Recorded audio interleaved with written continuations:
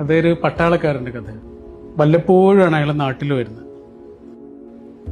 ഒരിക്കൽ അങ്ങനെ വന്നപ്പോൾ അയാളുടെ കല്യാണം കഴിഞ്ഞു. ഭാര്യ ഗർഭിണിയായിരിക്കുന്ന സമയത്ത് തിരിച്ചുപോയി. വർഷങ്ങൾ കഴിഞ്ഞിട്ട് വരുമ്പോഴാണ് അയാൾ അറിയുന്നത് അയാളുടെ ഭാര്യ പ്രസവിച്ചു എന്നും 2 കുഞ്ഞുങ്ങളെ കിട്ടിയെന്നും. പക്ഷെ ആ പ്രസവത്തിൽ അയാളുടെ പ്രിയപ്പെട്ടവളെ നഷ്ടപ്പെട്ടു എന്നും. ഒരേപോലെയുള്ള കുഞ്ഞുങ്ങൾ. അപ്പോ ആ കുഞ്ഞുങ്ങളുടെ കൂടെ കുറച്ച് കാലം അദ്ദേഹം താമസിച്ചു. പിന്നെ തിരിച്ചു പോകുമ്പോൾ അദ്ദേഹത്തിന്റെ അമ്മ അദ്ദേഹത്തോട് പറഞ്ഞു, കുഞ്ഞുങ്ങളെ നീ കൊണ്ടുപോകണം. അങ്ങനെ അയാൾ കുട്ടികളെയും കൊണ്ടാണ് പോകുന്നത് അയാളുടെ ജോലി സ്ഥലത്തേക്ക്, ട്രെയിനിൽ. ആ ട്രെയിനിൽ വെച്ച് കുട്ടികൾക്ക് 2 പേർക്കും പനി പിടിച്ച് ഒരു കുട്ടി മരിച്ചു. അപ്പൊ അന്നൊരു നിയമമുണ്ട്, ഒരു രാജ്യത്തിൽ നിന്ന് മറ്റൊരു രാജ്യത്തേക്ക് ഡെഡ് ബോഡി കൊണ്ടുപോകാൻ പറ്റും.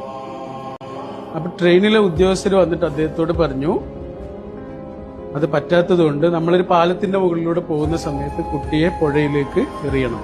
ആ അച്ഛൻ കുട്ടിയുടെ ഡെഡ് ബോഡി പുഴയിലേക്ക് വലിച്ചു. പിന്നെ അദ്ദേഹം മറ്റേ കുട്ടിയുടെ അടുത്ത് ഇങ്ങനെ വന്നിരിക്കുക.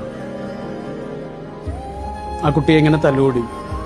നഷ്ടപ്പെട്ട കുഞ്ഞിനോട് പോലുള്ള സ്നേഹവും വാത്സല്യവും ഒക്കെ ഈ കുട്ടിയോടുണ്ട്. ഞാൻ ആ കുട്ടിയെ ഇങ്ങനെ എടുത്തിട്ട് തോളിലിട്ടപ്പോൾ ആ കുട്ടി ഇങ്ങനെ കുഴഞ്ഞുപോയി. അപ്പോഴാണ് അദ്ദേഹം ഒരു വലിയ സത്യം തിരിച്ചറിയണത്, പുഴയിലേക്ക് എറിഞ്ഞത് ജീവനുള്ള കുട്ടിയായിരുന്നു.